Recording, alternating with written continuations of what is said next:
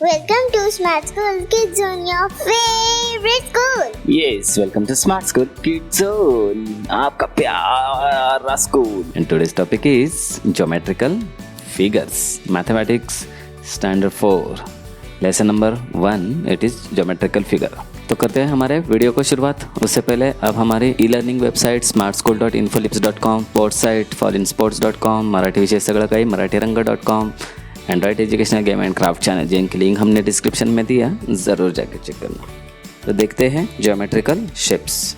ये है mathematics standard 4 और इसमें से फर्स्ट लेसन हम कर रहे हैं ज्योमेट्रिकल शेप्स. तो हमने इससे पहले वाली वीडियो में एंगल्स के बारे में देखा था. इस वीडियो में हम देखने वाले सर्कल्स. यहाँ पे कुछ पिक्चर्स दिए हैं तो आपको समझने के लिए सर्कल मतलब क्या है. ये बैंगल है, यहाँ पे बाइसिकल व्हील है और ये है कार व्हील. तो ये सारे अगर आप ठीक से ऑब्जर्व करते हो तो आपको पता चलेगा ये सारे गोलाकार शेप में, करेक्ट. तो इस शेप को ही कहा जाता है सर्कल. ऑल द अब ऑब्जेक्ट्स आर सर्कुलर. तो ऊपर के सभी जो ऑब्जेक्ट्स है वह सर्कुलर है, मतलब गोलाकार है, करेक्ट. तो अभी सर्कल रिलेटेड, जब भी सर्कल वर्ड आता है तो उससे रिलेटेड कुछ शब्द आते हैं, जैसे है सेंटर.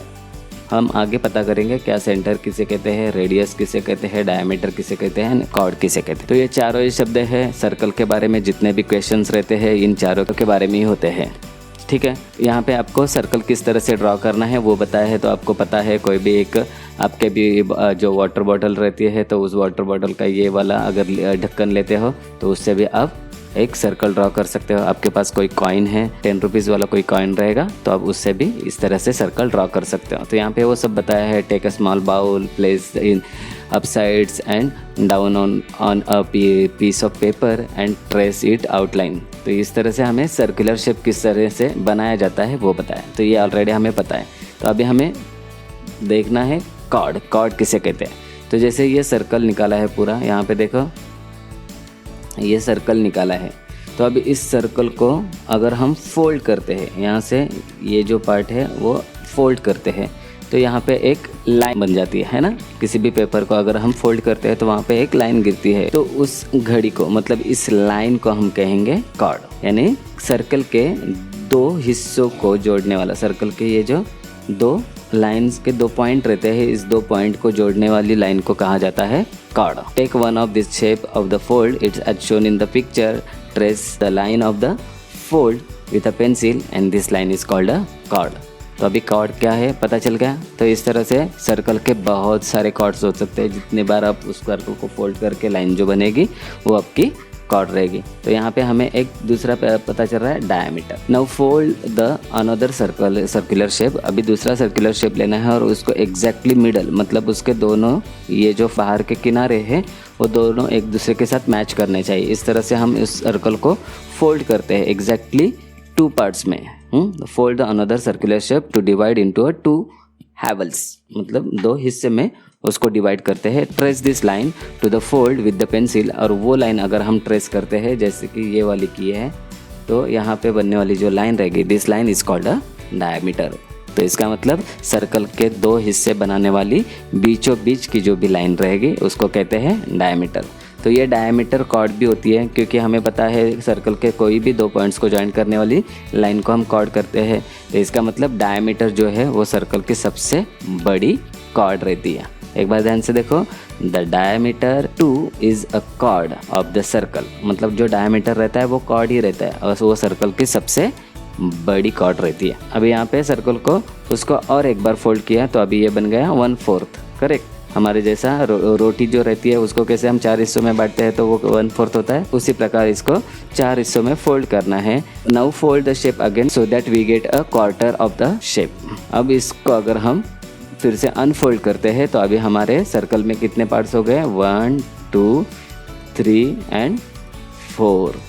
तो ये सर्कल के हमारे 4 पार्ट करता है. Now we see the circular shapes again. Trace the lines of the folds. The point at which these lines meet each other is the centre of the circle.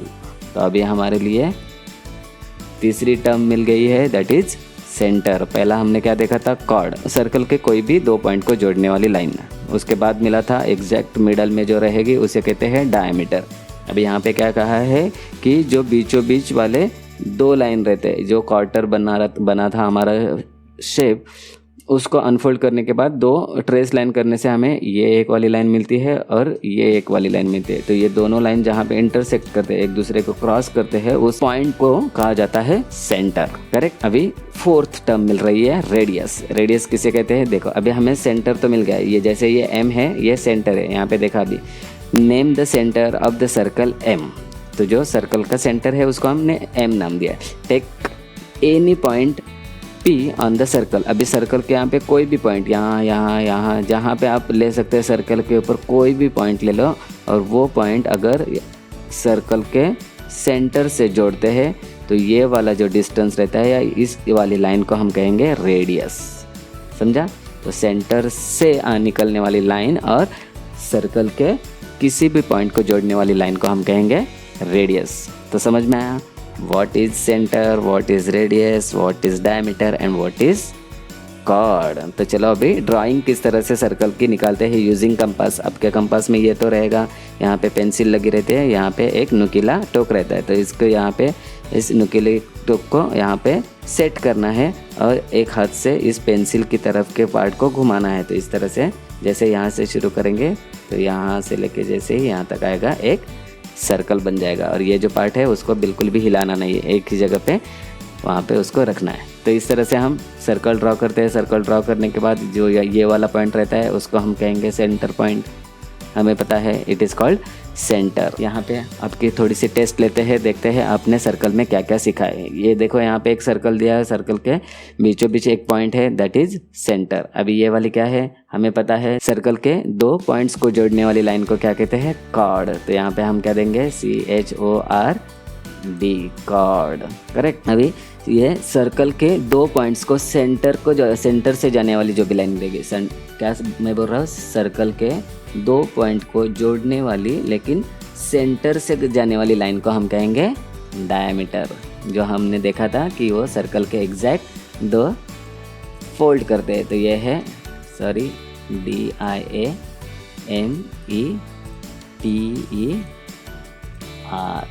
Okay. तो ये है diameter. Diameter की spelling ये देखो यहाँ पे भी है।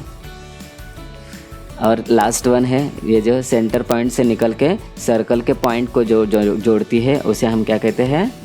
रेडियस। परफेक्ट। तो आप लोग अभी होशियार हो गए हो और सर्कल के जो जितने भी पार्ट्स है या जितने भी टर्म्स है वो हमने सीखे हैं। Centre, chord, diameter and radius. Correct. चलो देखते हैं नेक्स्ट वन, ज्योमेट्रिकल फिगर्स। तो यहाँ पे वर्टेक्स एंड साइड्स। सर्कल हो गया। अभी हम रेक्टेंगल, स्क्वायर जो या ट्रायंगल जितने भी शेप्स है वो उसके बारे में देखते हैं। Observe the figures and complete the table below. यहाँ पे फिगर्स दिए हैं, उनके शेप्स के नाम लिखने हैं हमें। The name of the figures. ये क्या हो सकता है? रेक्टेंगल। करेक्ट। तो हम रेक्टेंगल, यहाँ पे स्पेलिंग है, आप लिख सकते हैं। ओके। अभी रेक्टेंगल को साइड्स कितने रहते हैं? 1 2 3 4। तो 4 साइड्स दे दिए। रेक्टेंगल को कॉर्नर्स कितने होते हैं? 4, क्योंकि यहाँ पे देखो ये 1 कॉर्नर, 2 कॉर्नर, 3 एंड 4। करेक्ट। तो 4 कॉर्नर्स एंड 4 साइड्स। तो सिमिलर ये कौन सा हो सकता है शेप? पता है, जिसके ऑल साइड्स इक्वल रहते हैं उसे क्या कहते हैं हम? स्क्वायर। परफेक्ट। तो ये स्क्वायर है। स्क्वायर के कितने साइड हो सकते हैं? सिमिलर रेक्टेंगल 4 साइड है, तो यहाँ पे आप लिखो 4। और कॉर्नर्स कितने हो सकते हैं? तो वो भी 4। तो ये इस तरह से नहीं लिखना है, इस तरह से आपको लिखना है। लेट हो रहा है तो इसलिए मैं नंबर्स में दे रहा हूँ, आपको स्पेलिंग ही लिखनी है उसके। अभी ये शेप कौन सा है पता है हमें? That is triangle. तो यहाँ पे क्या लिखेंगे हम? ट्रायंगल। अभी ट्रायंगल के साइड्स कितने होते हैं? यहाँ पे देखो 1 2 एंड 3। तो यहाँ पे हम दे देंगे 3। ओके। अब ट्रायंगल्स के कॉर्नर्स कितने होते हैं? तो वो भी उतने ही रहेंगे, 1 2 और ये 3। तो यहाँ पे भी फिर से हम दे देंगे 3। करेक्ट। तो ये टेबल हमारे लिए कंप्लीट हो गया। अभी हम नेक्स्ट शेप की तरफ जाते हैं, दैट इज़ रेक्टेंगल। तो रेक्टेंगल मतलब ये देखो यहाँ पे है, जिसके लंबाई और लंबाई दोनों में फ़र्क होता है। ऐसे 4 साइड वाले किसी भी शेप को हम कहेंगे रेक्टेंगल। ठीक है। तो rectangle has a 4 edges. Edges means ये वाले जिसे हमने साइड कहा था। 4 sides, then the points where two sides are meet is called vertex. तो यहाँ के रेक्टेंगल के लिए एक नया टर्म मिल गया हमें, दैट इज वर्टेक्स। तो जहाँ पे दो साइड्स जॉइंट होते हैं उस पॉइंट को हम क्या कहते हैं, वर्टेक्स। जिसे कॉर्नर कहते हैं उस पॉइंट को कहा जाता है वर्टेक्स। तो वर्टेक्स को यहाँ पे कितने हैं, in a figure alongside the A B C D are the vertices. तो यहाँ पे 4 वर्टिसेस है, ओके है। और साइड के नाम किस तरह से लिखे जाते हैं, side A B, B C, C D and A D. तो जैसे ये साइड है तो इसको हम क्या कहेंगे, डी सी। ये वाली साइड को हम बी सी, ये वाली ए बी और ये ए डी, करेक्ट। तो इस तरह से साइड के नाम भी हम से लिखा जाता है, ये यहाँ पे सिखाए, ओके। अभी the opposite sides of the rectangles are equal length, मतलब जो अपोजिट साइड है, जैसे ये ए बी के अपोजिट डी सी है तो ये दोनों इक्वल रहते हैं। ए डी के अपोजिट ये बी सी है तो ये भी इक्वल रहेगी। तो जो अपोजिट साइड्स है वो रेक्टेंगल के इक्वल रहते हैं। All the angles of the rectangles are right angle. Right angle किसे कहते हैं, हमने देखा था लास्ट वीडियो में, that is 90 degree, exact 90 degree angle को राइट एंगल कहते हैं। तो जैसे ही रेक्टेंगल के सभी जो एंगल्स रहते हैं, एंगल्स किसे कहेंगे, ये और ये, तो ये क्या रहेगा, राइट एंगल, ओके। तो ये चारों एंगल्स रेक्टेंगल के राइट एंगल रहते हैं। और rectangle is also called a right angle quadrilateral. तो रेक्टेंगल को और क्या नाम कहा जाता है, राइट एंगल क्वाड्रिलेटरल। क्वाड्रिलेटरल मतलब 4 साइड वाला शेप, क्वाड्र, ओके। नेक्स्ट शेप है स्क्वायर। तो स्क्वायर अभी हमारे लिए पता है, हमने ऊपर भी देखा था। A square has a 4 vertices and 4 sides along side M P M R S are the vertices of the square. अभी स्क्वायर की कैरेक्टरिस्टिक्स क्या है, all sides of the squares are equal length and all angles are right angle. तो इसके भी सभी के सभी एंगल्स राइट एंगल ही रहते हैं और इसके सभी के सभी साइड इक्वल रहते हैं। इसमें चारों साइड इक्वल रहेंगे तो इसको हम कहेंगे square. And last one it is triangle. Triangle means 3 angle, tri means 3।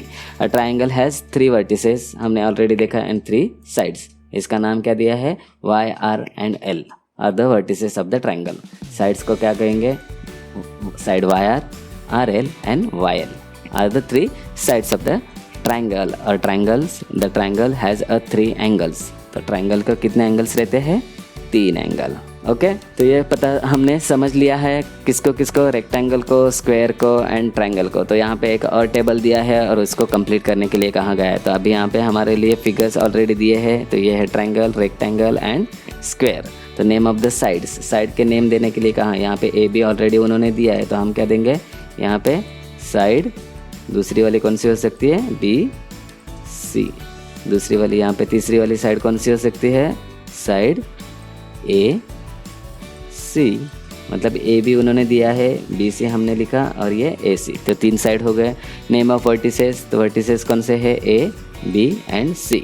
Similar इसी प्रकार यहाँ पे साइड पी क्यू दिया है तो क्यू आर, यहाँ पे क्यू आर, ये वाला साइड लिख लोगे आप लोग, ठीक है।